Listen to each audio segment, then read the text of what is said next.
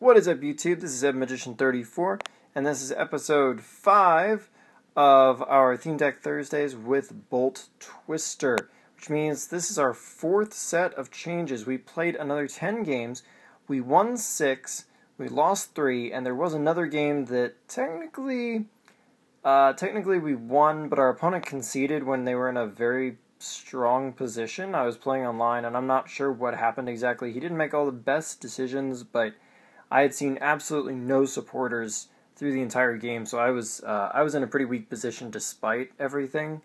And I feel like there's a 90-95% chance he could have won, so I'm kind of counting it as a loss, because realistically, if we'd been playing for real against a live person, he would have won, in my mind anyway, unless something really crazy happened. So I see that as 6-4.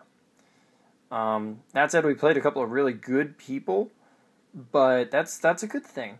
The number one problem we seem to have is drawing, so without further ado, let's make our cuts. This is probably the last round of easy cuts we're going to have.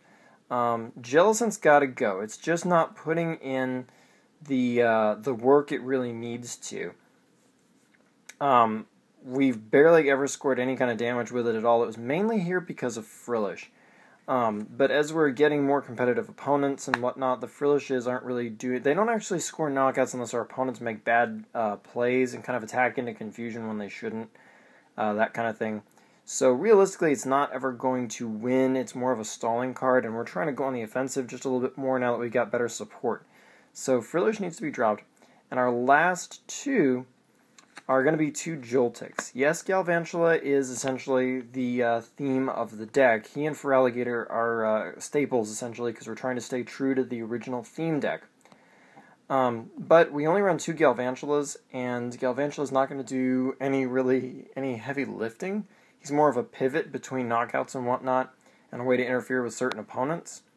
So, as a result, we really only need the 2 Galvantulas, and therefore 2 Joltics will be fine.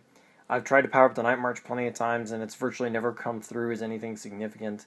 And their 30 HP is very risky as an opening Pokemon. It just invites Virbank Hypnotoxic Laser.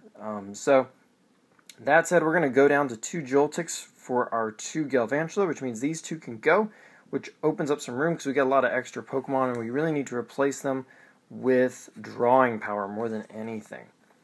So, on the topic of draw power, this seems like the time is right. We are going to add that 4th Professor Sycamore right now. Our biggest problem, I think, in a lot of our games that we lost was that we were just sitting here drawing card after card and never really got to do anything. And I think Sycamore is easily the best draw card in the game, pretty much. Him or Juniper is the same thing. So the 4th copy is going to help us muscle through our deck. We're still kind of struggling with the fact that we only have 2 Feraligatrs, and we have to have the 2 Croconaws, so it's a little fragile, but our increased searching power is probably going to help compensate for that. Speaking of which, if there's any one thing our deck seems to be able to do with reliability, that is sack off Pokemon for relatively little penalty, because almost all of them are worth only 1 prize. So given our ability early game to let things die, we're actually going to be putting in 2 copies of Teammates. And doesn't that look good in full art? That is worth whatever you got to do to get it. Just don't do anything on the street corner. But other than that, this is such a good card, because it's very easy for us to sack things off. Our opponents don't really have a lot of way to punish us too badly when they knock things out, unless it's like Feraligatr. So it's very easy for us to look like we're just chump blocking to buy time, and then we can easily pick something that, say, needs a double colorless energy or whatever to power up, and put it up as our new active, because we know we'll be able to use Teammates to just search for any 2 cards we want on the next turn, so we can get the DCE, we could get the Juniper, or the Sycamore for the next turn. We can do all kinds of shenanigans. And 2 of them will be great, because we will be able to play that reliably, I think. So we're going to try 2 copies of Teammates from the new set. And speaking of cards from the new set, we're also going to go with Dive Ball. We have a lot of water Pokemon, they're really the core of the deck. And we're going to try this as a search option for us. This will help us get those Croconaws and Feraligatrs. They're really so crucial. And it also gives us access to Suicune and Kyurem, which is quite nice. And last but not least, we are going to add another copy of Switch, because the ability to get those heavy retreat Pokemon out is proving more and more necessary for us. Looking into the future, we may actually take this switch and the other switch and turn them into floatstones and bring in Keldeos in the future. But I'm not real sure about that, so that's what playtesting is for.